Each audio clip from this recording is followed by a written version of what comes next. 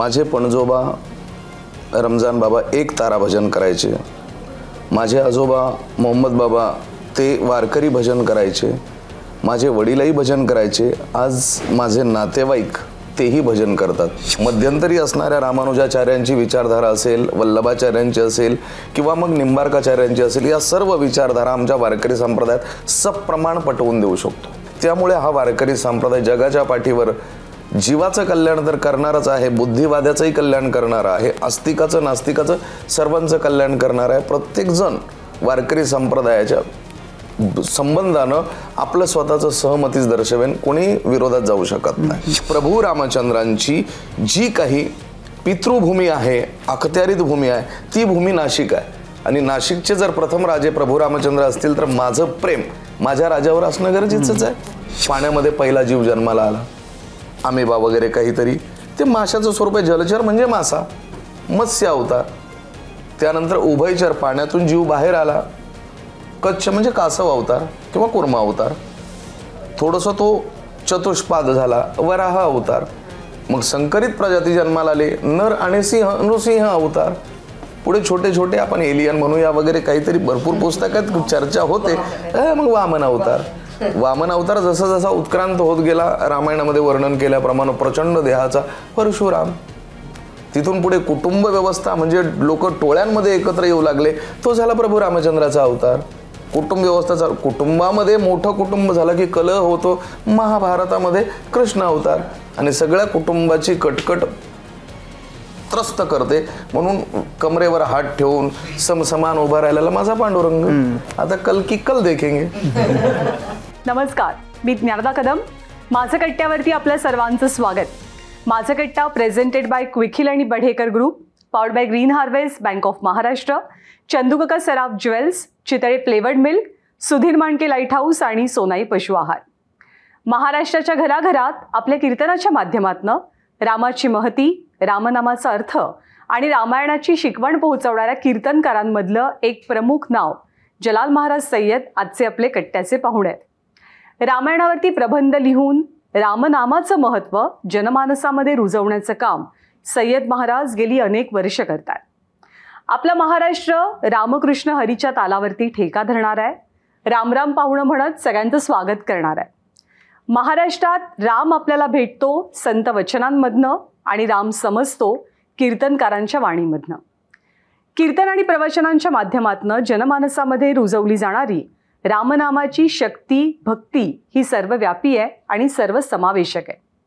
22 जानेवारीला अयोध्या नगरीत सुखाची, आनंदाची बरसात करणारा, भक्तिरसाचा परमोच्च बिंदू गाठणारा रामरायाच्या प्राणप्रतिष्ठेचा नेत्रदीपक सोहळा पार पडला।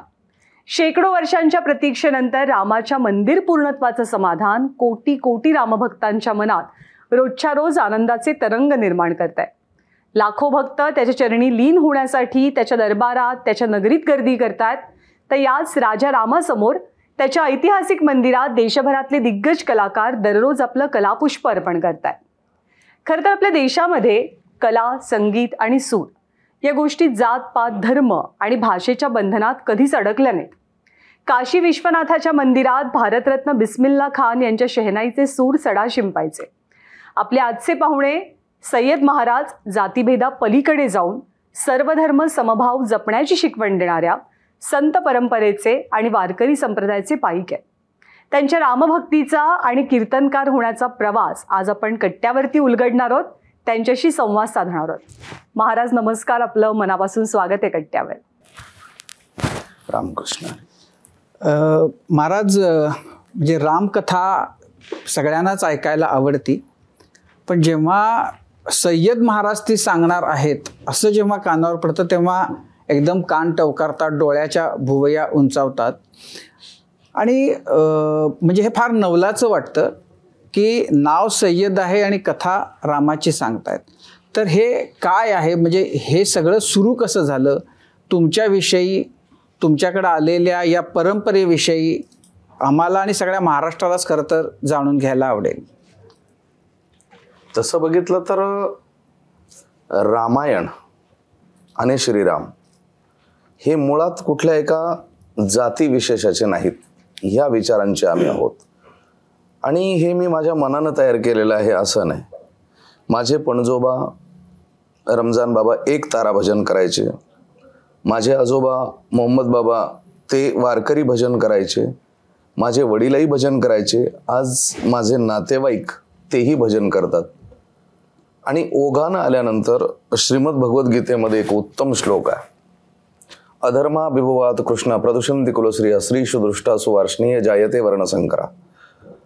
हा भगवान श्रीकृष्ण परमात्म्याच्या समोर अर्जुनाने केलेला युक्तिवाद आहे की पुढे वर्णसंकर होईल, कारण माझ्या कुलातील पुरुषांचा माझ्या हातून वध झाल्यानंतर माझ्या कुलातील स्त्रिया विधवा होतील आणि विधवा झालेल्या कुलस्त्रिया ज्यावेळेस व्यभिचार करतील त्यांच्याकडून जन्माला आलेली संतती ही संकरित असेल आणि संकरित संततीचं पिंडदान परंपरावादी लोक कदाचित त्या आत्म्यासंबंधानं स्वीकारत नाहीत. मग हाही प्रश्न माझ्या मनात आला की कदाचित मी जर माझ्या पूर्वजांनी केलेलं कार्य अविरत सुरू ठेवलं नाही तर माझ्याही आनुवंशिकतेवरती संशय व्यक्त होऊ शकतो. म्हणून माझ्या मनात हा भाव आला आणि मुळात असं म्हटलं जातं की माशाच्या पिल्लाला पोहायला शिकवावं लागत नाही, म्हणून अंगभूत असणारे गुण गाणं, वाचन, अभ्यास आणि सादरीकरण, भजनाचा छंद तर बालपणापासूनच, अगदी आईवडिलांपासून. म्हणून मग मीही कीर्तनकार होण्याचा निर्धार केला आणि कीर्तनकार व्हायचं तर मग असं तसं कशाला, थोडंसं वेदांताचं अध्ययन करू, मग रामायणाचं अध्ययन करू. मग रामायणाचं अध्ययन करत असताना वारकरी संप्रदायाच्या प्रस्थानत्रयीमध्ये जे काही एकनाथी भागवत आहेत त्यात शांतीब्रह्म एकनाथ महाराजांचं भावार्थ रामायण आहे, मग मराठीतून ते आहे. हे वाल्मिकी रामायणावरती केलेलं संस्करण आहे.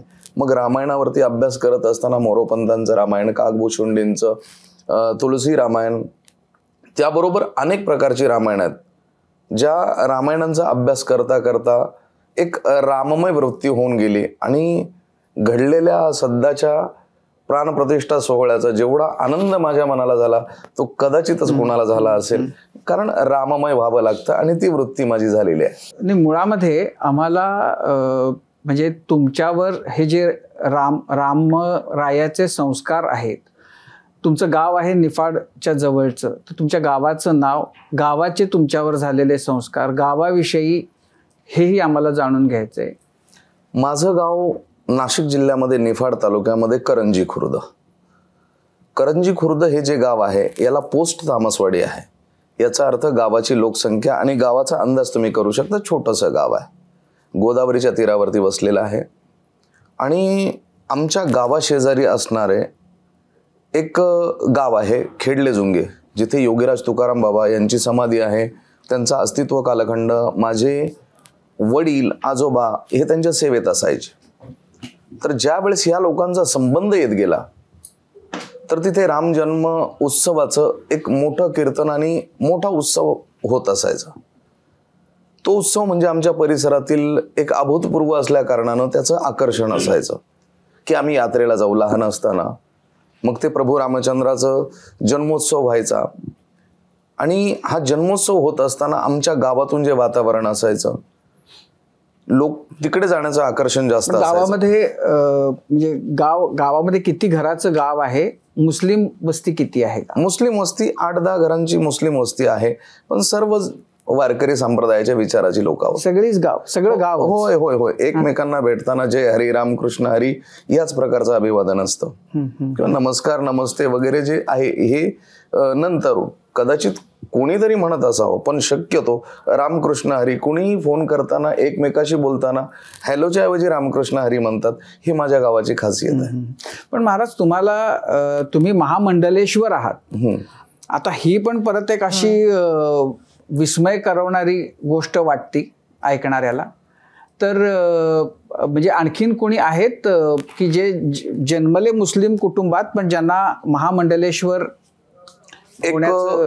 मिळालं भाग्य? राजेश्वर नंदजी महाराज आहेत, ते आता निवर्तले, पण ते रामकथा करायचे आणि त्यांनाही मंडलेश्वर ही उपाधी होती.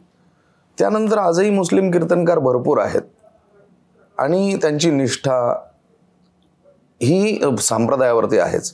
पण माझा थोडंसं वेगळ्या दृष्टीनं मी संप्रदायाकडे बघतो की जगाच्या पाठीवर एकमेव संप्रदाय असा आहे, या संप्रदायाचे अधर्यू माऊली ज्ञानोबाराय यांनी प्रत्येक संत जातीसह मोठा केलाय आणि प्रत्येक संताला जातीसह मोठं करण्याच्या पाठीमागे माऊली ज्ञानोबारांचा हेतू एकच होता की प्रत्येक जातीचा संत या वारकरी संप्रदायामध्ये आहे. म्हणजे वारकरी संप्रदाय हा किती व्यापक आहे. आता वारकरी संप्रदायाच्या बद्दल माझ्या मनातलं आकर्षण असं आहे की ज्यावेळेस मी अध्ययन करत होतो तर अध्ययनाच्या अंती काही लोक माझ्याशी चर्चा करतात. अलीकडच्या काळामध्ये एका खूप मोठ्या विद्वान व्यक्तीनं माझ्याशी चर्चा केली. त्यांनी सांगितलं वारकरी संप्रदाय व्यापक आहे म्हणजे नेमकं काय. जगद्गुरु शंकराचार्य यांचा अद्वैत वेदांत तर थेट श्रीपाद मध्वाचार्य यांचा द्वैत वेदांत, दोन टोकाच्या विरुद्ध भूमिका एकत्र साठवण्याचं काम हा वारकरी संप्रदाय करतो. एवढा व्यापक विचार आहे. मध्यंतरी असणाऱ्या रामानुजाचार्यांची विचारधारा असेल, वल्लभाचार्यांची असेल किंवा मग निंबार्काचार्यांची असेल, या सर्व विचारधारा आमच्या वारकरी संप्रदायात सप्रमाण पटवून देऊ शकतो. कारण वारकरी संप्रदाय हा एवढा मोठा आहे. प्रत्येक संप्रदायाचं, प्रत्येक धर्माचं एक एक सूत्र वारकरी संप्रदायामध्ये सापडतं. एवढी व्यापकता. आणि माऊली ज्ञानोबाराय आणि नामदेव महाराज ह्या दोघांच्या नाथ संप्रदाय आणि भागवत संप्रदाय दोघांच्या एकत्रीकरणानं काही नवीन घटना, काही नवीन नियम वारकरी संप्रदायाला दिले. त्यामुळे हा वारकरी संप्रदाय जगाच्या पाठीवर जीवाचं कल्याण तर करणारच आहे, बुद्धिवाद्याचंही कल्याण करणार आहे, आस्तिकाचं नास्तिकाचं सर्वांचं कल्याण करणार आहे. प्रत्येक जण वारकरी संप्रदायाच्या संबंधानं आपलं स्वतःचं सहमतीच दर्शवेन, कोणी विरोधात जाऊ शकत नाही. आता वारकरी संप्रदाय म्हणजे विठोबा अर्थातच दैवत जे महाराष्ट्राचंच सगळ्यात दैवत आहे. होय. तर विठोबा आणि राम ही तुमची दोन श्रद्धास्थानं आहेत. तर म्हणजे तुम्हाला सगळ्यात जेव्हा तुम्ही कीर्तन करता तेव्हा कोणते गुण किंवा काय तुम्हाला फार सांगायला आवडतं, जे तुम्हाला खूप भावलेलं आहे असं तुम्ही काय सांगाल? म्हणजे रामाच्या बद्दल सुद्धा आणि विठुरायाबद्दल सुद्धा. प्रश्न असा आहे की ज्या वेळेस आपण म्हणालात की श्रीराम आणि श्री विठ्ठल ह्या दोघांच्या बद्दल श्रद्धा आहे, हे विधान थोडंसं वेगळ्या पद्धतीनं होईल. कारण मत्स्य, कच्छ, वराह, नृसिंह, वामन, परशुराम, राम, श्रीकृष्ण, बौद्ध आणि कल्की ह्या 10 अवतारामध्ये 9वे अवतार पांडुरंग परमात्मा जर असतील तर श्रीराम, श्रीकृष्ण, परशुराम हे सर्व अवतार एकच आहे आणि या सर्वांच्या बद्दल माझी निष्ठा आहे. आणि तसं जर बघाल तर रामायणाच्या बाबतीत जे माझं समर्पण आहे याची 2-3 कारण आहेत. पहिलं कारण, प्रभू रामचंद्र ह्या महाराष्ट्राचे प्रथम राजे आहेत. कारण ज्यावेळेस मी अध्ययन करत होतो तर महाकवी कालिदास यांचा अस्तित्व कालखंड कदाचित 4th-5व शतक असेल. पण त्यांच्या पूर्वी एक महाकवी होऊन गेले ज्यांचं नाव आहे भास. एक 10-15 नाटकं आहेत त्यांची. त्यापैकी प्रतिमा नाटकम माझ्या वाचनात आलं, भाषांतर आहे. आणि ते नाटक वाचत असताना मी विचार करू लागलो की हे असंही असू शकतं. कारण वाल्मिकी रामायणावरती भावार्थ रामायण हे एक संस्करण निर्माण झालं शांतीब्रह्म एकनाथ महाराजांचं. तर ज्या वेळेस हे रामायण आपण वाचतो भावार्थ रामायण, तर इसवी सन 1533 ते 1599 हा अस्तित्व कालखंड शांतीब्रह्म एकनाथ महाराजांचा. 1631च्या आसपास जर तुलसीदासांचा जन्म झालेला आहे तर महर्षी तुलसीदास हे कदाचित भावार्थ रामायणापेक्षा काहीतरी वेगळं लिहू शकतील. त्यांना विचारलं तुम्ही रामायण लिहित आहात, त्यांनी उत्तर दिलं स्वांत सुखाय तुलसी. मी स्वतःचा स्व शोधून त्याचा अंत करून सुखाच्या प्राप्तीसाठी प्रयत्न करणारं रामायण मी लिहितोय. म्हणजे माझ्या रामायणाशी कदाचित थोडीफार तार जोडू शकेल, पण मी पूर्णतः रामायण माझ्या मनाने लिहित नाही. म्हणून शांतीब्रह्म एकनाथ महाराजांचं रामायण जर वाल्मिकी रामायणाशी संबंधित असेल तर शांतीब्रह्म एकनाथ महाराजांच्या पूर्वी कितीतरी वर्ष, कितीतरी शतकं कवी भास होऊन गेलेत. यांनी पूर्ण रामायण संबंधानं जे जे काही लिहिलेलं आहे त्यातलं हे प्रतिका नाटकम आहे. या प्रतिमा नाटकाला अभ्यासत असताना माझ्या लक्षात आलं की इतर रामायणांमध्ये लंकेवरती विजय मिळवून प्रभू रामचंद्र अयोध्येमध्ये जातात आणि तिथे पहिल्यांदा हनुमंतांना पाठवतात. हनुमंतजी तिथे जातात आणि भरताची अवस्था बघतात. पण कवी भास वेगळ्याच पद्धतीने मांडतात. कवी भास असं म्हणतायत की प्रभू रामचंद्र ज्यावेळेस माघारी येतात त्यावेळेस सीतामय्या हट्ट करते की जिथून माझं अपहरण झालंय तिथे मला क्षणभर थांबून जरा त्या स्मृती जमा करू देत. तिथे ते थांबतात आणि थांबल्याच्या नंतर तिथे असणारे ऋषी मुनी म्हणजे पहिल्यांदा दक्षिणेमध्ये उतरणारे पहिले ऋषी आहेत महर्षी अगस्ती. यांची 2 ठिकाणं आजही आम्ही श्रद्धेनं पूजतो. एक आहे अकोले जे नगर जिल्ह्यामध्ये आहे आणि दुसरं आहे अगस्ती म्हणजे मनमाडच्या आणि येवला या दोन्हींच्या मध्ये असणारा एक पर्वत आहे तिथे. तर इकडे दक्षिणेत उतरणारे पहिले महर्षी आहेत अगस्ती. या अगस्ती महर्षीने त्यावेळेस इतर काही लोकांना सोबत घेतलं आणि प्रभू रामचंद्रांना विनंती केली. त्यावेळेस वामदेवही होते, वसिष्ठांनाही बोलावलं आणि राजा भरताला बोलावून इथे सर्व ऋषी मुनींनी हट्ट केला की तुम्ही या जनस्थानाचं या दंडकारण्याचं नेतृत्व करण्यासाठी राज्याभिषेक करा. त्यांनी सांगितलं मी राज्याभिषेक का करू, हा प्रांत माझा नाहीच आहे. जरी जिंकला असेल तरी मी राजा भरताच्या अखत्यारीत असणाऱ्या जे काही प्रतिनिधी आहेत त्यांचा प्रतिनिधी मी आहे, म्हणून मी राज्याभिषेक करू शकत नाही. राजा भरतानं सांगितलं तुम्हाला राज्याभिषेक करावा लागेल, कारण पूर्व कहाणी या लोकांनी सांगितली आहे. प्रभू रामचंद्र राजा मनू पासूनचे 35व्या वंशज आहेत. जर त्यांचे पूर्वज 35व जर मनू असतील तर या मनू राजाच्या पुत्राचं नाव इक्ष्वाकू आणि इक्ष्वाकूच्या 3ऱ्या क्रमांकाच्या मुलाचं नाव होतं दंडक. थोडा व्रात्य होता, खोडसाळ होता, म्हणून त्याला हद्दपार करून ज्या प्रांतात पाठवलं ते अरण्य म्हणजे दंडकारण्य. याचा अर्थ प्रभू रामचंद्रांची जी काही पितृभूमी आहे, अखत्यारीत भूमी आहे, ती भूमी नाशिक आहे. आणि नाशिकचे जर प्रथम राजे प्रभू रामचंद्र असतील तर माझं प्रेम माझ्या राजावर असणं गरजेचंच आहे आणि ते बंधनकारक आहे.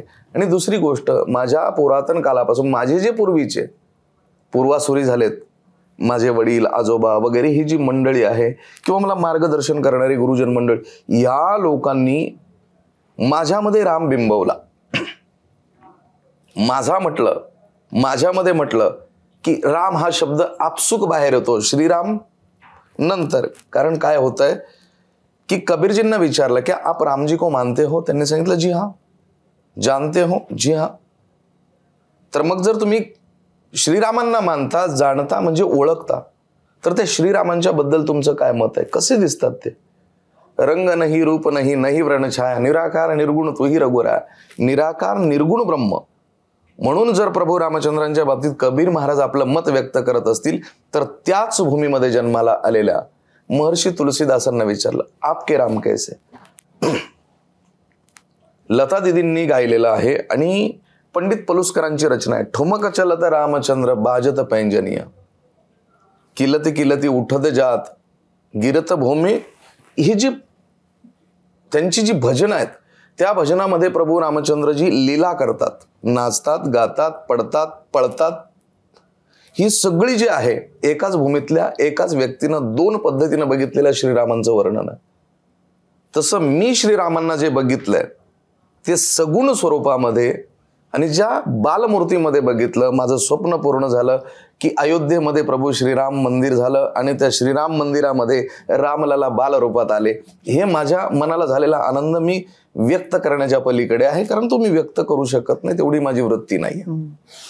तुमची साधारण म्हणजे आता तुमचा अभ्यास जो आहे रामायणाच्या बद्दलचा, तो तुम्ही लहानपणापासून म्हणजे कोणत्या टप्प्यावर तुमचा तो अभ्यास सुरू झाला? नाही, तसं बालपणापासून ह्या लीला वगैरे रामायण वगैरे ऐकत होतो. वडीलही दाखले द्यायचे, आजोबाई दाखले द्यायचे, गावातली मंडळी दाखले द्यायची. मंदिराच्या गल्लीला घर असल्या कारणानं सप्ताह वगैरे होणं, कीर्तन प्रवचन हे नित्याचं होतं.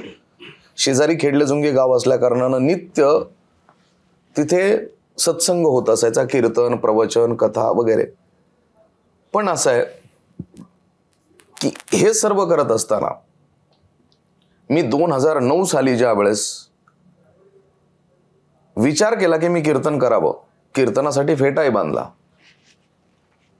पण कीर्तन करत असताना कॉपी कुणाला करावं, कुणीतरी आमच्या समोर एक आयडॉल असावं की त्यांच्याकडे बघून आम्ही कीर्तन करावं.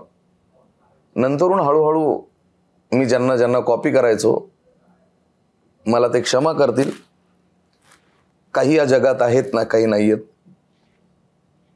पण पत्रिकेमध्ये ज्या वेळेस मी ज्यांची कॉपी करतो त्यांच्यासोबतच कीर्तनं करायची आहेत.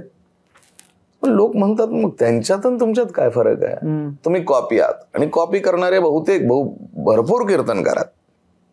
मी विचार केला मला कॉपी नाही, मी कुणाकडे तरी बघून कीर्तन करण्यापेक्षा माझ्याकडे बघून कोणीतरी कीर्तन करावं आणि ते कीर्तन दर्जेदार असावं म्हणून अध्ययनाला प्रारंभ केला. आणि अध्ययनाला प्रारंभ केला असताना नुसत्या एका रामायणावरती नाही, मग त्यासाठी मी दाखले घेऊ लागलो.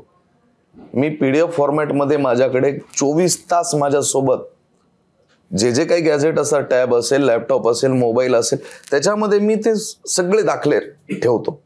आणि हे दाखले ठेवण्याचंच कारण असं आहे की मी ज्या वेळेस बोलतो ते थेट टोकाचं बोलतो आणि ते लोकांच्या परिचित नसतं. आणि ते म्हणतात मग दाखला काय, पुरावा काय? त्यासाठी मी माझ्याकडे कायमस्वरूपी पुरावे ठेवतो. असं तुमच्या लेखी ज्याच्यामुळे लोक एकदम अचंबित होतात अशा कोणत्या गोष्टी तुम्ही सांगता? मी कुठलाही ग्रंथ वाचत असताना पहिल्यांदा त्या ग्रंथावर संशय व्यक्त करत असतो आणि त्रयस्थ म्हणून वाचतो की हे कुराण आहे, हे बायबल आहे, हे त्रिपिटक आहे, मग सुत्त पिटक असेल, विनय पिटक असेल, अभिधम्म पिटक असेल, मग जुना करार असेल, नवा करार असेल, हे सगळं ज्यावेळेस वाचतो मी त्यावेळेस त्रयस्थपणे वाचतो. रामायण वाचत असेल तर माझी श्रद्धा बाजूला ठेवतो आणि मग त्या रामायणामध्ये येतो. थोडक्यात एक उदाहरण आहे, छोटंसं उदाहरण. ज्या वेळेस वालीवध होतो, वालीवध झाल्यानंतर त्या वालीचा एक प्रश्न आहे, प्रभू सीता मैयाच्या शोधार्थ तुम्ही निघालात, ज्याची मदत घेतली तो माझा भाऊ सुग्रीव, तो भेकड आहे. तुम्ही मला एकदा जर सांगितलं असतं तर एका निरोपावरती रावणाने सीता सन्मान माघारी आणली असती. मग जर तुम्हाला सीता सन्मान माघारी जर मिळाली असती तर तुम्ही या भेकडाची मदत घेऊन काय साध्य करणार आहात? हे वालीचं वचन आहे. आणि वाल्मिकी रामायणामध्ये तुम्ही मला मारलं, मला मारण्याचं कारण तरी सांगा. 2-3 कारणं त्यावेळेस प्रभू रामचंद्रजी देतात. ते सांगतात हे बघ, जाणून बुजून तू शाखा मृग आहेस. मध्यंतरी एक वातावरण प्रचंड गदारोळाचं झालं होतं, त्याचं उत्तर या श्लोकावरून गेलं होतं. ते पंचनखा भक्षाम ब्रह्म क्षत्रेण राघवा, शल्यका अश्वाविदो गोधा शशा कुर्मश्च पंचमा. प्रभू रामचंद्रजी सांगतात, अरे 5 नखाचे 5 प्राणी मारण्याचा अधिकार प्रत्येक जीवाला आहे, तो क्षत्रियांना सुद्धा आहे.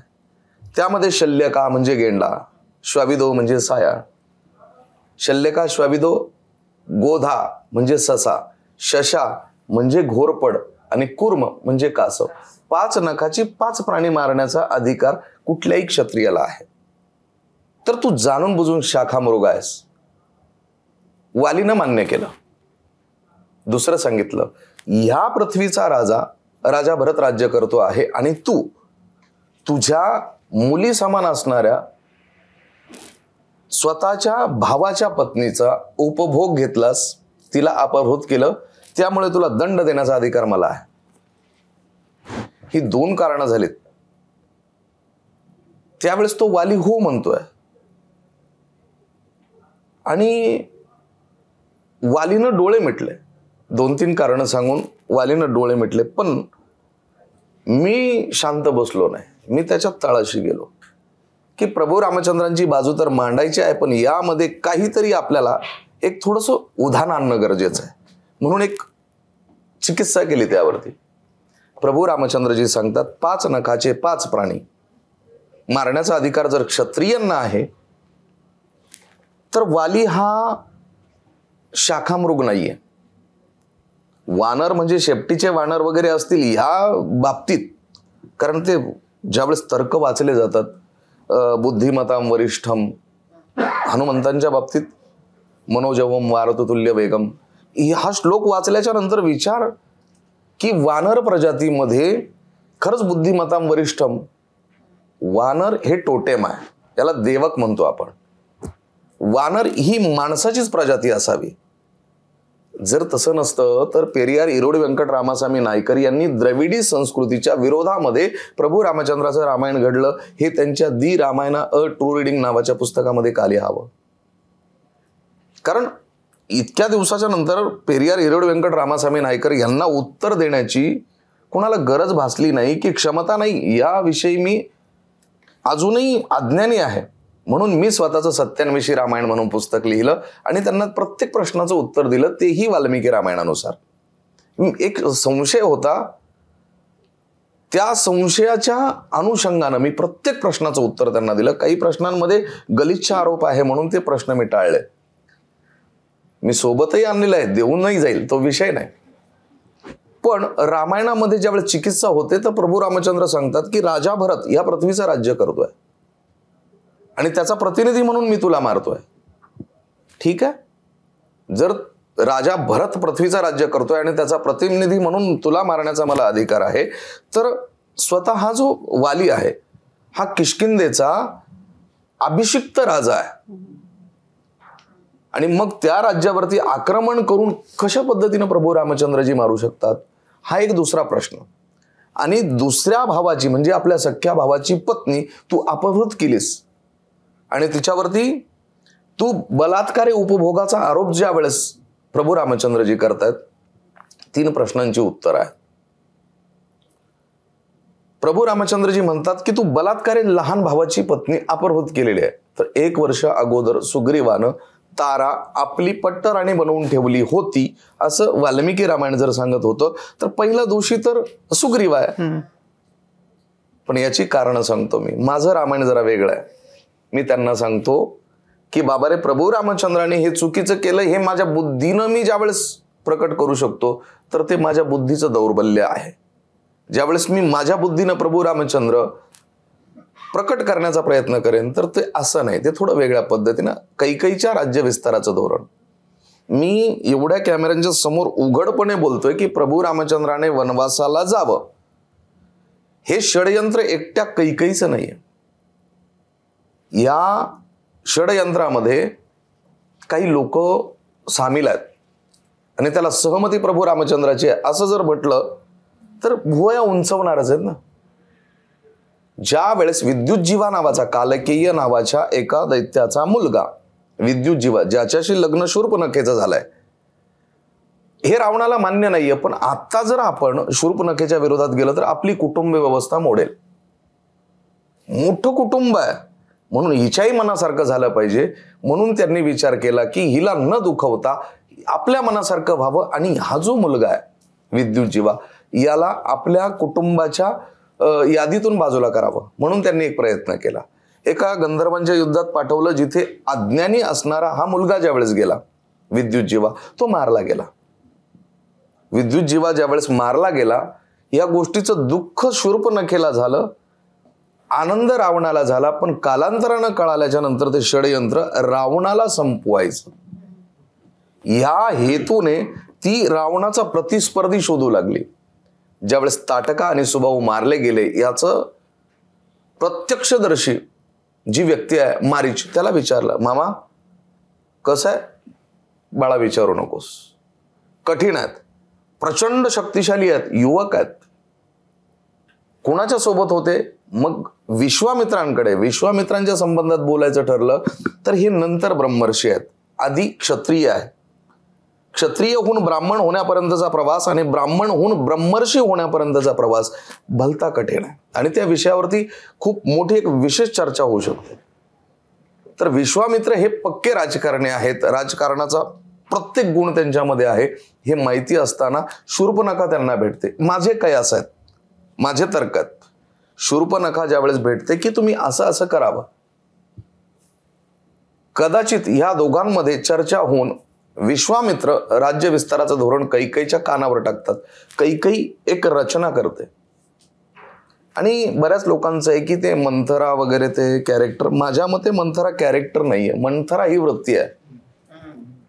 मन थर, मनाचा एक स्तर आहे जो बुद्धीशी कनेक्ट असतो, ज्याला सदसद विवेक म्हणतात आणि राजकारणामध्ये बहुधा तोच वापरला जातो. भावनेला महत्व नाही, मनाचा जो भावनेशी संबंध आहे तो तोडायचा आणि बुद्धीशी जोडायचा. हे विचार करत असताना थोडंसं वेगळं वाटत असेल, पण कैकईनं तेच केलं.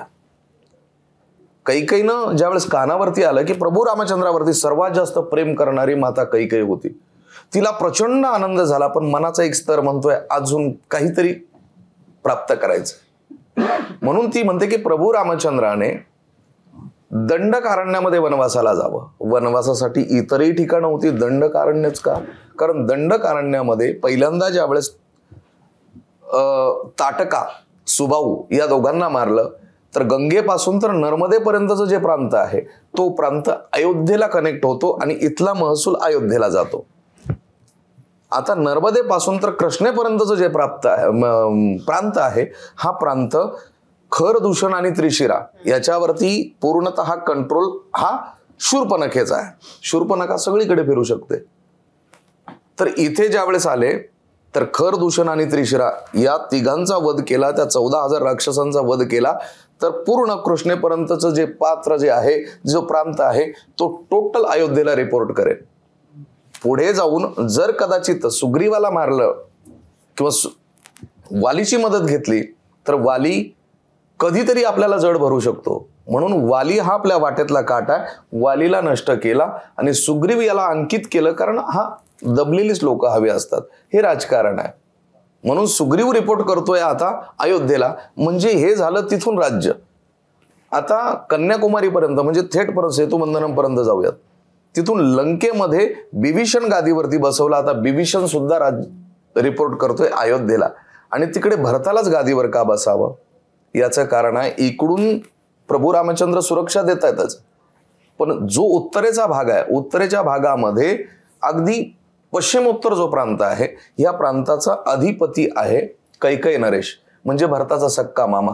तिकडून भरताला अडचण होऊ शकत नाही. तिथून पुढे कुबेर राज्य करतोय. कुबेरानं जर काही चाल करण्याचा प्रयत्न केला तर त्याच्या पूर्वेला कुशध्वज नावाचा राजा राज्य करतोय, जो भरताचा सख्खा सासरा आहे.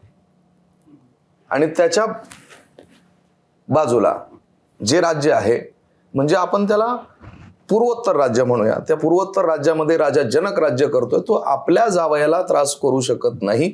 त्याच्या पुन्हा आपण दक्षिणेला जर आलो तर रोमपाद नावाचा राजा आहे, आणि रोमपाद नावाच्या राजाला दत्तक पुत्री म्हणून शांता ही राजा दशरथानं दिलेली आहे. ही सगळी आखणी कैकेयीची आहे. या पद्धतीनं ज्यावेळेस मी रामायण सांगतो तर त्यावेळेस बुद्धिवादी लोक विचार करतात, अरे रामायणातून सुद्धा राजकारण साधता येऊ शकतं, समाजकारण साधता येऊ शकतो. आणि रामायण माझ्या दृष्टिकोनातून कुटुंब व्यवस्थेचं एक उदाहरण आहे.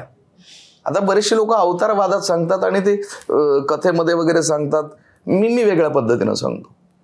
मी सांगतो की ज्या वेळेस पृथ्वी सूर्यामध्ये स्फोट झाला काहीतरी 1300 कोटी वर्षापूर्वी, 1300-1350 वर्ष, त्यानंतर सृष्टीची उत्पत्ती झाली 450 कोटी वर्षापूर्वी. 10 लाख वर्षापूर्वी माणूस इथे आला, आणि ज्या वेळेस पाणी इथे झालं तर इथे सृष्टी उत्पन्न होऊ लागली.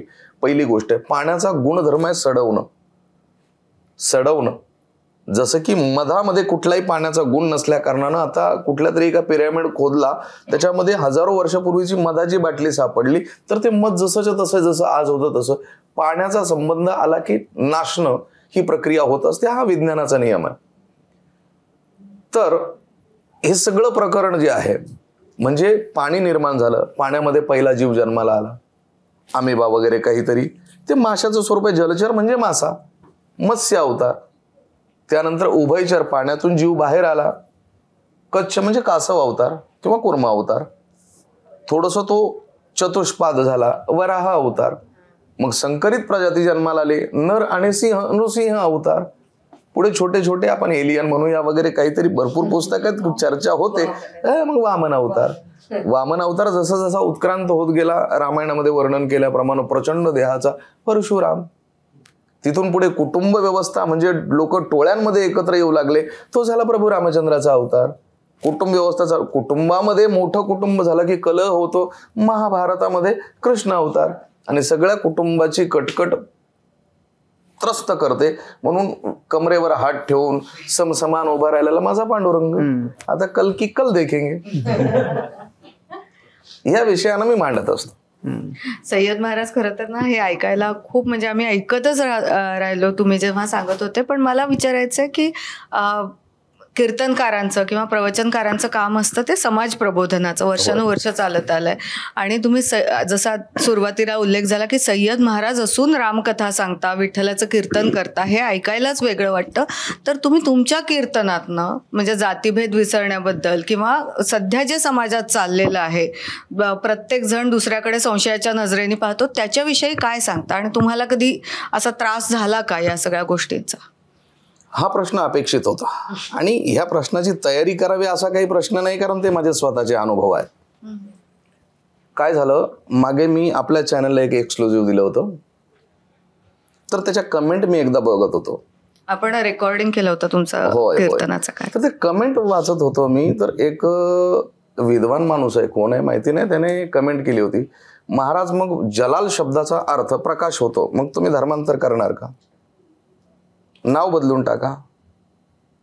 हा माझ्या ज्ञानोबऱ्यांचा अपमान आहे, कारण त्यांनी प्रत्येक संत जातीसह मोठा केला. 64 ते 65 संतांची यादी माझ्याकडे आहे. शहा मोंतोजी, बहामनी शेख, मोहम्मद राजे, मोहम्मद कबीर, कमाल वगैरे ही या लोकांची यादी आहे. सजन कसाई वगैरे एवढी मोठी यादी, आणि मी ते प्रमाण पुस्तक माझ्याकडे हार्ड कॉपी आहे. तर मी विचार केला, आता ह्यांना उत्तर काय द्यावं. पण त्यांना उत्तर देऊन उगाच आपला वेळ वाया घालवण्यापेक्षा आज त्यांना उत्तर देतो की मला जर कोणी म्हणाला धर्मांतर कर, तर मी करेन, पण धर्म विहित जगायला मला आवडेल. तो धर्म असेल मानवता, आणि माणूस म्हणूनच मला जगायला आवडेल. माणसाला माणूस बनवलं की आपोआप माणसं माणसाला देव बनवतात, हाच विचार आहे. आणि संघर्षाविना प्राप्त झालेल्या सत्तेला काय चव आहे? जर कदाचित एखादा श्रीमंत असेल, तर श्रीमंतीचा आनंद उपभोगायचा असेल, तर त्याला तुलना करण्यासाठी गरिबीचा चटका असावा लागतो. जर माझ्या जीवनामध्ये संघर्ष नसता, तर प्राप्त झालेल्या सत्तेला चाखताना आनंद काय हो? म्हणून संघर्ष हा प्रत्येक माऊली ज्ञानोबऱ्यांना करावा लागला, जगद्गुरु तुकोबऱ्यांना करावा लागला, प्रत्येक संतांना करावा लागला. किंबहुना आजपर्यंत जेवढे कोणी महापुरुष झाले असे प्रत्येकाला संघर्ष करावा लागला. थोडा बहु माझ्या वाट्याला आला असेल तर ही सत्ता प्राप्त झाली पुरे. आणि हा दिवस सोनियाचा दिवस आहे, जे अमृते पाहाला, बस दुसरे काय. आपण मगाशी खूप चांगल्या पद्धतीनं ती सगळी कथा विशद करून सांगितली, रामायणाची किंवा साम्राज्य विस्ताराची. प्रभू श्रीराम त्रेतायुगातले, आपण आहोत कलियुगामध्ये. पण प्रभू श्रीरामांची गुणवैशिष्ट्य किंवा प्रभू श्रीराम आणि त्यांच्या आजूबाजूला असलेल्या व्यक्ती या आत्ताच्या काळात तुम्ही रिलेट कशा करता? त्यांच्या स्वभाव वैशिष्ट्यातनं, त्यांच्या गुणधर्मातनं. आता कुणाशी कम्पेअर करणं म्हणजे कुणाशी तुलना करणं, एवढे प्रभू रामचंद्र अल्प नाहीयेत. प्रभू रामचंद्र खूप मोठे आहे, आणि त्यांच्या सोबतची जी मंडळी आहे त्या मंडळीच्या बाबतीत तर मी आज त्यांचं वर्णन आज सगळं डिजिटल झालेलं आहे, काळ बदललाय, कालाय तस्माय नमा. आणि तुम्ही म्हणाला त्रेतायुग वगैरे, आजच्या पिढीला कृत त्रेता द्वापार कली ही जी भाषा आहे ही पटकन कळत नाही. त्यांना सांगावं लागतं की प्रभू रामचंद्र हे राजा मनूचे 35वे वंशज होते. तिथून पुढे 30वा वंशज जो झाला त्याचं नाव होतं बृहद्बल. हा कौरवांच्या बाजूने लढत होता. 30व्याच्या नंतर 39वा वंशज स्वतः राजा चंद्रगुप्त मौर्य स्वतःला समजतो. जर चंद्रगुप्त मौर्यांचा कालखंड जर बघितला, इसवी सन पूर्व 390 ते आजपर्यंत 22 वर्षाचं गणित जर केलं एका पिढीचं, तर आत्तापर्यंत एवढ्या पिढ्या झाल्यात. एवढ्या पिढ्यांचं गणित जर केलं तर कृत त्रेता द्वापार कली ही गणितच नाही. 4,32,000, 8,64,000 ही गणित नाही जुळवता येत. आणि आज जर प्रभू रामचंद्राच्या संदर्भात मी तर म्हणतोय, श्रीराम जर व्हायचं असेल तर ती वृत्ती आहे. राम म्हणता रामजी होईजे, पदी बैसोनी पदवी घ्यायची, ऐसे सुख वचनी आहे. श्रीराम पदाला पोहोचल्याच्या नंतर तो माघारी येऊ शकत नाही, तो माणूसच होऊ शकत नाही, कारण राम म्हटलं की राम पदाला पोहोचतो.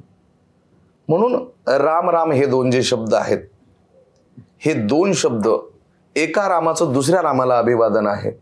जर श्रीराम बघायचं असेल, स्वतःची दृष्टी आपण इतकी स्वच्छ करूया की जग आपल्याला श्रीराम दिसलं पाहिजे, लोक आपल्याला श्रीराम म्हणतील. म्हणून कम्पेअर कोणाला करायचं? आपली दृष्टी आहे सगळं जग राममय आहे, माझ्या दृष्टीनं सर्वच राम आहेत. आणि जर श्रीराम एक विशेष कोणीतरी करायचं असेल तर मग एवढी माझी बुद्धिमत्ता परखड नाहीये की मी श्रीरामांना कोणाच्या तरी सोबत उभं करावं. हे तुलनात्मक दृष्टिकोनातनं विचारलेलं नव्हतं. हे असं होतं की त्यांचे गुण कोणते आहेत, त्यांची स्वभाव वैशिष्ट्य किंवा त्यांचे गुण, जसं ते आपल्याला मर्यादेत राहायला शिकवतात, ते त्याग शिकवतात. तर या सगळ्या ज्या भावना आहेत त्या आत्ताच्या काळामध्ये तुम्ही आधुनिक पिढीला पटवून कशा देता, समजावून कशा सांगता? नाही, मग त्यांना सांगावं लागतं. काय होतंय आजच्या आधुनिक काळामध्ये, काही लोकांनी सांगितलं कीर्तन डिजिटल झालं पाहिजे. होय, झालंय डिजिटल. मोठे मोठे स्पीकर लावले जातात, धड धड धडधड आवाज येतोय, आणि मग त्यानंतर मोठे मोठे फ्लेक्स लावले जात आहेत, LED लावल्या जात आहेत कीर्तनामध्ये. मग इतर काही इन्स्ट्रुमेंट वाजवले जातात. कीर्तन ह्याला डिजिटल म्हणत नाहीये. डिजिटल नाही आहे, तोच बाज पुढे चालवलाय. तुम्ही डिजिटल करायचं असेल तर कीर्तनामध्ये किंवा मग प्रभू रामचंद्राच्या कथा सांगत असताना तुम्ही आजच्या काळाशी अनुरूप अशा पद्धतीनं मांडल्या जाव्या. आणि आजच्या पद्धतीला काय, समोर बसलेला प्रत्येक अज्ञानी आहे असं नाही, समोर बसलेला प्रत्येक जण ज्ञानी आहे हे समजून ज्यावेळेस वक्ता बोलतो तर 100% समाजाचं प्रबोधन होत असतं. तुमच्या प्रश्नाचं उत्तर तुम्हाला वाटतंय नाही मिळालं, पण मी एका उदाहरणानं पटवून देतो. प्रश्न असा आहे की श्रीमद भागवतात एक कथा आहे. नारद महर्षी मृत्यू लोकात येतात, त्यांना एक सुंदर तरुणी दिसते, पण ती रडत असते.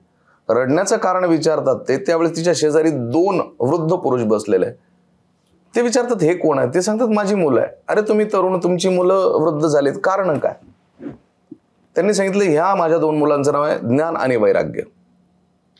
त्यांनी सांगितलं श्रीमद भागवत ऐका, तुमचं कल्याण होईल. पण हे झालं का, तर याचं कारण ती सांगते माझा जन्म द्रविड देशात झाला, वाढले कर्नाटकात, महाराष्ट्रात काही ठिकाणी सन्मान, काही ठिकाणी अपमान, पण तिथे मी वृद्ध झाले. मी गुजरातेत आले म्हणजे सौराष्ट्रात आले, मी तरुण झाले, यमुनेच्या तीरावरती आले, मी सुंदर झाले वृंदावनात, पण माझी मुलं अजून वृद्ध आहे. सांगण्याची पद्धत थोडी वेगळी असावी. बोलो भक्ती मैया की जय म्हटलं आणि वरती हात केले, झालं, सगळं संपलं. याचं विश्लेषण काय? लोक प्रश्न विचारतात, तरुण पिढी प्रश्न विचारणार आहे. याचं कारण काय? नुसतं ऐकायचं पुण्य मिळतं बस? याचं कारण असं आहे की ज्या वेळेस जगद्गुरु शंकराचार्यांची परंपरा दक्षिणेत गेली, अर्थात ते तिथलेच, पण दक्षिणेतला विचार ज्या वेळेस त्या लोकांनी स्वीकारला तर पहिल्यांदा जगद्गुरु शंकराचार्यांना चॅलेंजही तिकडेच झालं. 6व्या शतकामध्ये आळवार संतांच्या परंपरेनं अद्वैत वेदांताला मानलं आणि द्वैताला स्वीकारलं, म्हणजे भक्ती आंदोलनाचं प्रवर्तन तिथे सुरू झालं. पण एवढ्या मोठ्या प्रमाणात नव्हतं ते. 11व्या-12व्या शतकामध्ये श्रीपाद मध्वाचार्यांनी वाढवलं, म्हणजे भक्ती तिथे जन्माला आली. श्रीपाद मध्वाचार्यांनी भक्ती आंदोलनाचं प्रवर्तन करत असताना कर्नाटकामध्ये भक्ती वाढवली, महाराष्ट्रात आली. अजूनही इथे द्वैत अद्वैत सगुण निर्गुणाचा भेद सुरूच आहे. तुझं सगुण म्हणू की निर्गुण रे, हा संभ्रम संतांमध्ये सुद्धा आहे. गुजरातेत गेली, गुजरातेत गेल्याच्या नंतर भजनाला खूप प्राधान्य आहे, भजनावरती खूप प्रेम करतात लोक. पण भजन करणाऱ्यावरती पैसे उडवतात, याचा अर्थ भजनाच्या कलेला महत्व आहे, भजनाला महत्व नाही. म्हणून ज्ञान आणि वैराग्य तिथे होऊ शकत नाही. वृंदावनामध्ये भक्ती खूप आहे, पण ज्ञान वैराग्याच्या पाठीमागे कोणी जात नाही, चिकित्सा कोणी करत नाही. पण श्रीमद भागवतामध्ये ज्ञान, भक्ती आणि वैराग्य तीनही गोष्टी आहेत, तीनही गोष्टी आहेत. याचा अर्थ या पद्धतीने ज्या वेळेस रामायण आणि भागवत लोकांना समजावून सांगू, आजच्या तुलनेतून लोकांना पटेल ते. मला वाटतं तुमच्या प्रश्नाचं उत्तर मिळालं असेल. महाराज, प्रभू श्रीरामचंद्रांची बालमूर्ती अयोध्येत बसली, तर ती मूर्ती पाहताना अनेकांना असं वाटतं की ती एक तर तिरुपतीचा बालाजी दिसतो, कधी त्यात विठोबा दिसतो. तुम्हाला तो प्रभू श्रीरामचंद्र कोणत्या रूपात दिसतात? मला तर पंढरीचा पांडुरंगही रामलालाच दिसतात, आणि रामलालामध्ये माझा पंढरीचा पांडुरंग दिसतोय. प्रत्येक मूर्तीमध्ये पंचदशीचं एक प्रमाण आहे. पंचदशी नावाचा ग्रंथ आहे, विद्यारण्य सरस्वतींनी लिहिलेला आहे. तो वेदांत संमत आहे. वेदांत म्हणजे उपनिषद. ते असं लिहितात, रूपम रूपम बभू वासौ प्रतिरूप इति श्रुती ही उपमा सूर्य इत्यादी सूत्र यामास सूत्रकृत. किंवा ब्रह्मसूत्राची एक व्याख्या आहे, जो महर्षी बादरायणाचा ग्रंथ आहे. अतएव चोपमा सूर्य का दिवत, तो सूर्याच्या किरणासारखा आहे. तो चराचरामध्ये जसा जिकडे बघितलं तिकडे दिसला पाहिजे. पण प्रभू रामचंद्राची मूर्ती बघितल्याच्या नंतर मी ज्या दिवशी ती इमेज आली त्याच दिवशी माझ्या वॉलपेपरला लावली, कारण इतकी मोहक, इतकी सुंदर मूर्ती. त्या बनवणारानं ज्यावेळेस त्याची मुलाखत मी ऐकत होतो तर त्याच्या डोळ्यातले अश्रू माझ्या डोळ्यातून कधी निघाले मला समजलंच नाही. इतकी मोहक आणि सुंदर मूर्ती आहे. आणि कोणी काही म्हणू देत, माझ्या प्रभू रामचंद्राला आज एका मंदिरामध्ये स्थानापन्न होताना जो आनंद मला आहे तो मी व्यक्तही करू शकत नाही. सर, एक प्रश्न असा विचारायचा होता की तुम्ही आता सांगताय त्याच्यात अभ्यास दिसतो या सगळ्या संदर्भातला. रामाचं ज्या वेळेला उल्लेख येतो त्यावेळेला साहजिकच चर्चा होते ती रावणाची सुद्धा, रावण या कॅरेक्टरची. एक छान शेर याबाबत सांगितला जातो, त्याचा अर्थ असा आहे की जर का तुम्हाला रावणावर बाण मारायचा असेल तर तुम्ही आधी राम आहात का हे आधी शोधा स्वतःमध्ये. रावण याबद्दल तुम्ही काय सांगाल, कारण आता ही चर्चा रावणावर सुद्धा खूप जाते. रावण छान कॅरेक्टर आहे. रावणाच्या बाबतीत बोलायचं ठरलं तर रावणाच्या बद्दल जे जे काही माझ्या अभ्यासात आलंय, रावण एक विचारी राजा होता आणि दशग्रंथी ब्राह्मण होता. वेदांवरती जेवढी त्याची कमांड होती तेवढी कमांड, म्हणजे पुराणांच्या आधारे काही मुद्दे मांडतो मी. ज्यावेळेस प्रभू रामचंद्रजी यज्ञ पूर्ण करावा आणि मगच युद्धाला प्रारंभ करावा, यज्ञात विजय म्हणजे युद्धात विजय मिळवण्यासाठी जो यज्ञ करायचा विचार आहे त्यांचा, तर ते पुरोहिताला शोधतात. तर पुरोहित म्हणून यज्ञाला यश मिळावं या हेतूनं रावणाला बोलावलं जातं. रावण त्यावेळेस म्हणतोय की मी येईन, पण जे त्यांना बोलवायला जातात जांबवंतजी ते म्हणतात ठीक आहे तुम्ही या. मग कशाची तयारी करावी लागेल? अरे तुम्ही वनवासी, तुम्ही इकडे आलेला आहात, तुमचा प्रांत वेगळा. जर तुम्ही एखाद्या आचार्यांना बोलावलंय, एखाद्या पुजाऱ्याला बोलावलंय, ब्राह्मणाला बोलावलंय पूजा करण्यासाठी, मी येतो आणि त्या आचार्याचं त्या पुरोहिताचं काम आहे जर यजमानाकडे वस्तू उपलब्ध नसतील तर ते घेऊन येणं. ज्यावेळेस पूजा सुरू होते तर विमानातून जानकी मैयाला खाली उतरवलं जातं. पत्नी सोबत आहे, मग आता सपत्नीक पूजा करा. पण नेत्र एकमेकांना बघता कामा नये. त्यावेळेस जांबवंत विचारात पडतात. त्यावेळेस रावण सांगतोय की जर आचार्याचं काम आहे की सगळी यज्ञाची सामग्री सोबत आणायची, तर पत्नी पूजेला लागते, ही सुद्धा मी आणली पाहिजे. आता इथपर्यंत आणलेली आहे, पूजा पूर्ण झाली की मी माघारी घेऊन जाणार. एवढा विचार जर रावणाकडे होता तर रावणाला माझ्या दृष्टिकोनातून खलनायक हे पद शोभत नाही.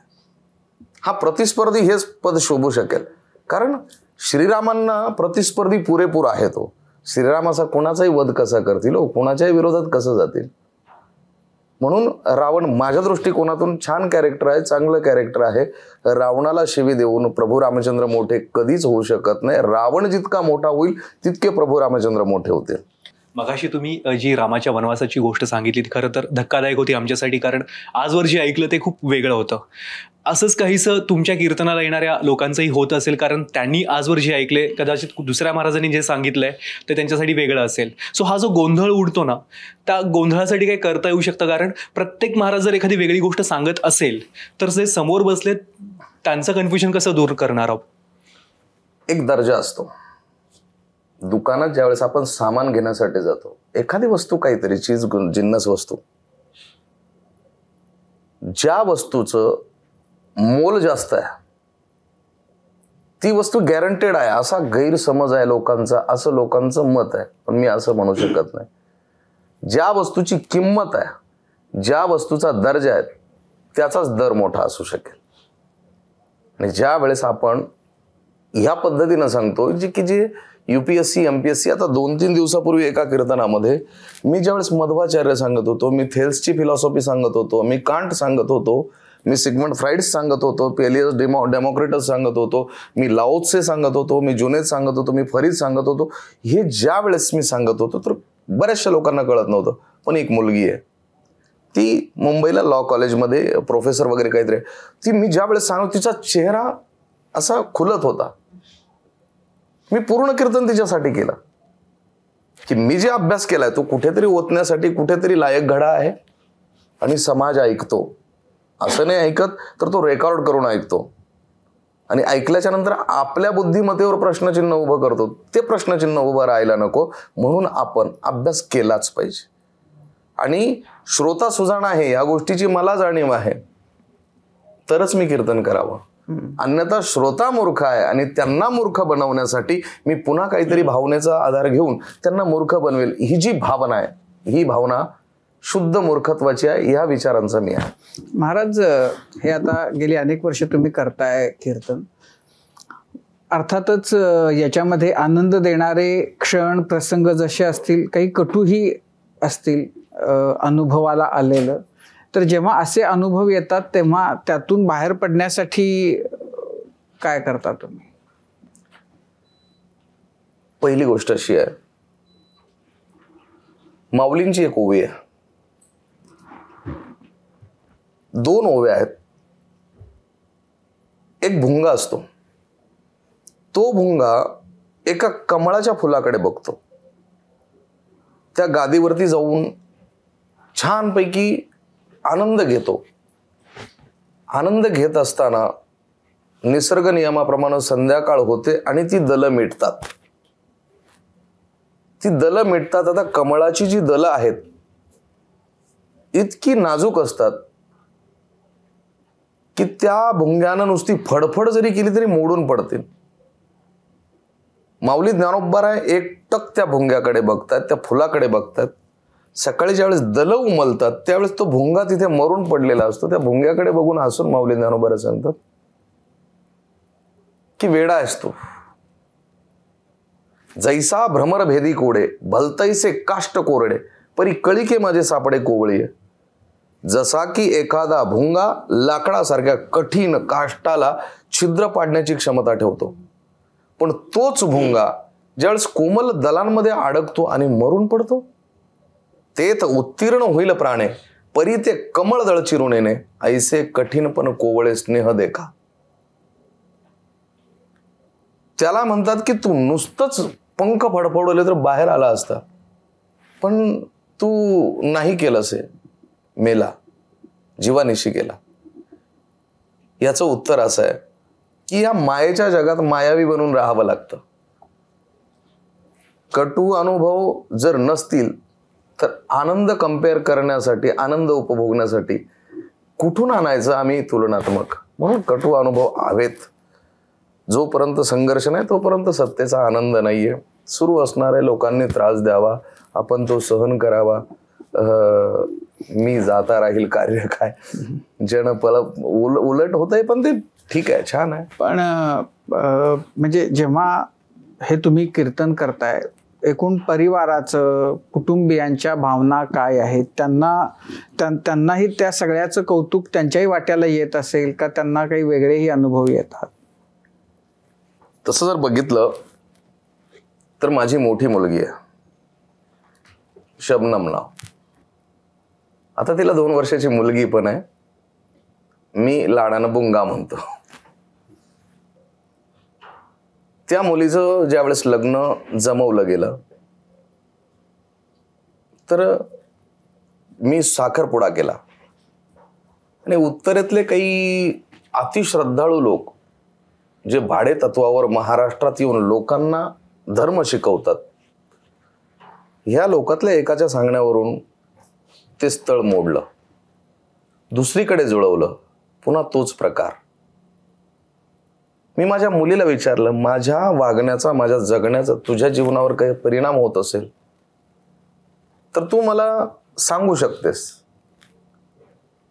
तिनं सांगितलं, मला असंच जीवन जगावं लागलं तरी चालेल, पण तुम्ही करत असणारं कार्य हे जगतहिताचं आहे, योग्य कार्य करतात, तुमच्या समर्थनार्थ मी आयुष्य असंच घालवायला तयार. मुलाला पुढे अडचण येऊ नये म्हणून मुलगा.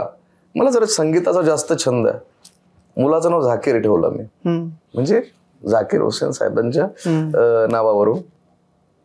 पण त्याला त्यात छंद नाहीये, त्याला पाण्यांचा जास्त छंद आहे. पाने, पक्कड, तो त्या कामात आहे.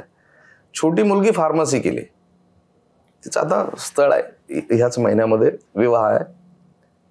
छान कुटुंब मिळालं, तीही वारकरी लोक. मी त्यांना माझ्या अटी सांगितल्या, हां लग्नाला माझ्या वारकरी लोक येतील, कारण ते माझे बांधव आहेत. आणि ते आल्याच्या नंतर हे जे असेल लग्न सगळं विवाह हा त्यांच्या पद्धतीनं करू देत, पण भोजनाचा जो बेत आहे तो पूर्ण शुद्ध शाकाहारी असेल. चालेल का तुम्हाला? त्यांनी सांगितलं हो चालेल. तीही लोक चांगली लोक आहेत. सामाजिक ज्या अडचणी आहेत, आणि मी पक्का आहे तसं आमचं जे कुटुंब आहे, पत्नी, त्यांना तर यातलं काहीच कळत नव्हतं. मी त्र्यंबकेश्वराहून, थोडं विनोद आहे, त्र्यंबकेश्वराहून बुक्का आणला होता. बुक्का आणल्याच्या नंतर ते आलो, ठेवलं. सकाळी बघितलं तर चिडलेली. विचारलं चिडण्याचं कारण, रागावण्याचं कारण काय? काही पण घेऊन यायचं का, कोणी काय द्यायचं? म्हटलं झालं का? असं कसं मंजन आणलं त्यानं? दातही कसे तरी पडले. म्हणजे बुक्का दाताला लावायचं की कपाळ, हे न कळणाऱ्या पत्नीला जर आज मी विचारलं की पंचदशी कुठे आहे, तर ती सांगते नाही ते इथे ड्रॉवरमध्ये, वरती विचारसागर आहे. एवढा बदल होऊ शकतो ना, अर्धांगिनी याला म्हणावं. आणि मला नाती जोडायला आवडतात. आजही मला पप्पा म्हणणारे माझे 3च मुलं नाही आहेत. महाराष्ट्रातील नामवंत मृदंगाचार्य आहेत भरतजी पठाडे, त्यांची पत्नी कोमल मला पप्पा म्हणते. जातीय संबंध नाहीये, पण मी जर गेलो तर इतका आनंद होतो, मी जर निघालो तर लहान मुलासारखी रडते. माझ्याकडे कथेमध्ये असणारी कृष्णप्रिया नावाची मुलगी आहे, मीरा ताकभाते, मला पप्पा म्हणतात. माझं घशाचा प्रॉब्लेम होता, रात्री 2-2 वाजता पप्पा काढा करून देऊ का, हे ते एवढं प्रेम करतात ही लोक.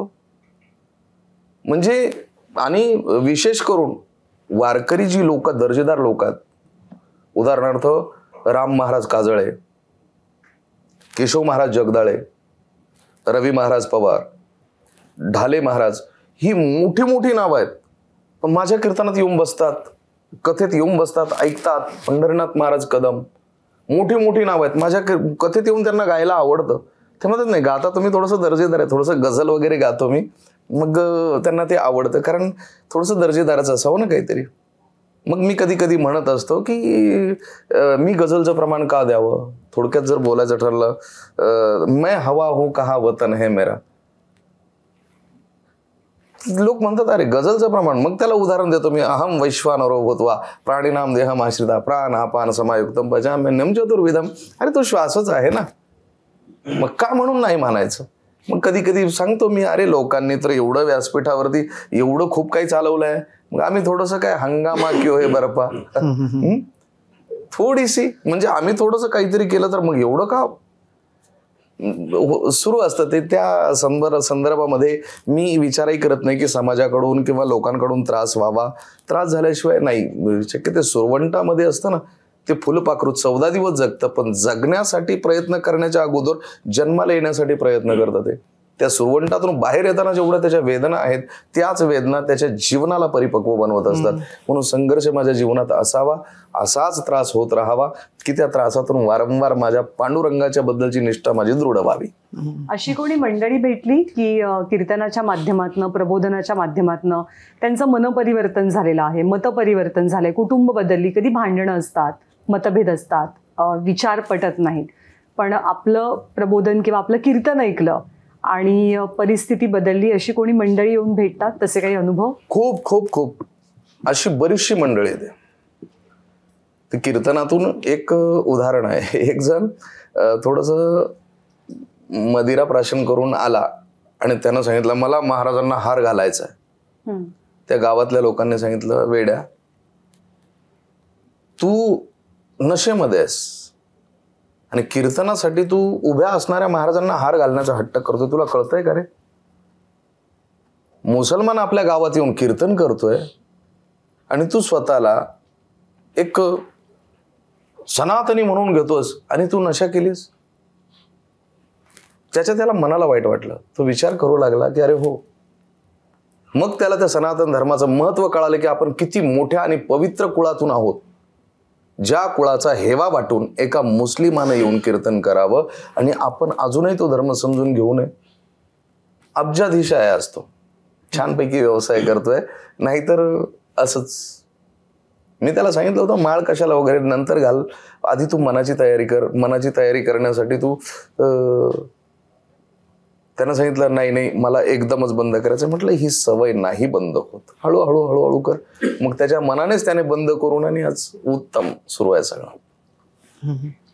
जसं तुम्ही सुरुवातीला सांगितलं की तुमचा इतर धर्मांबद्दलही बराच अभ्यास झालेला आहे आणि आज जेव्हा आम्ही पाहतो तेव्हा असं पाहायला मिळतं की प्रत्येक धर्मातला जो गुरु असेल किंवा कोणी असेल तो सांगतो की इतर धर्मापेक्षा आमचा धर्म हा खूप चांगला आणि त्याच्यात या गोष्टी आहेत, ते कम्पॅरिझन होत राहतं.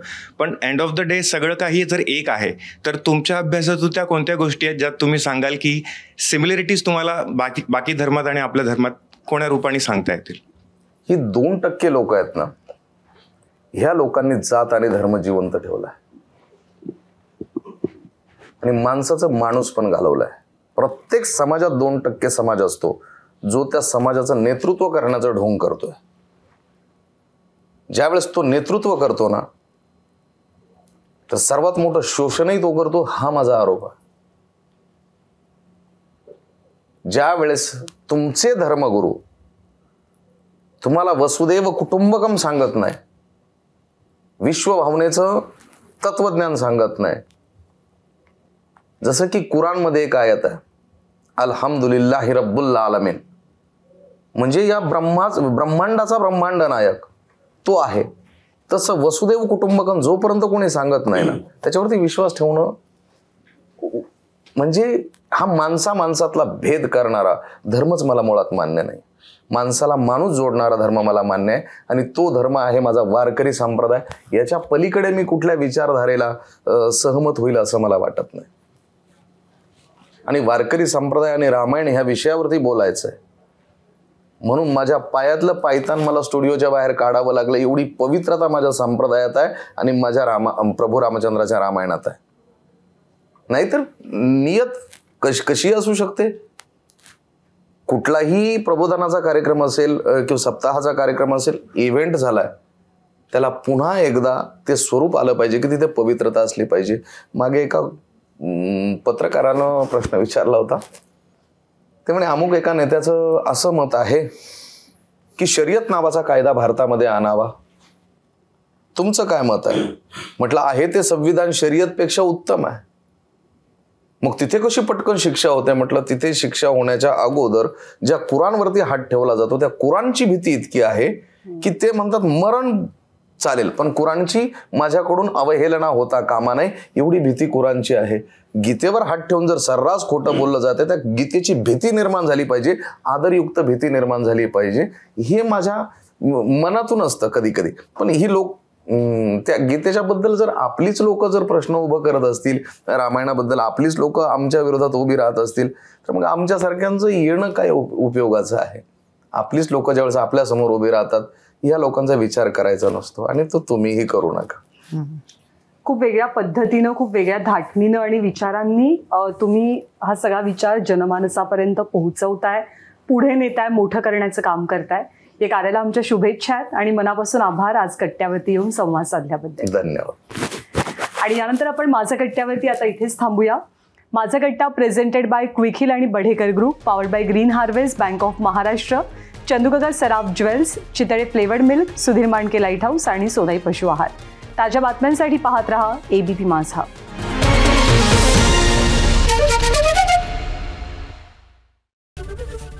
ABP माझा, उघडा डोळे बघा नीट.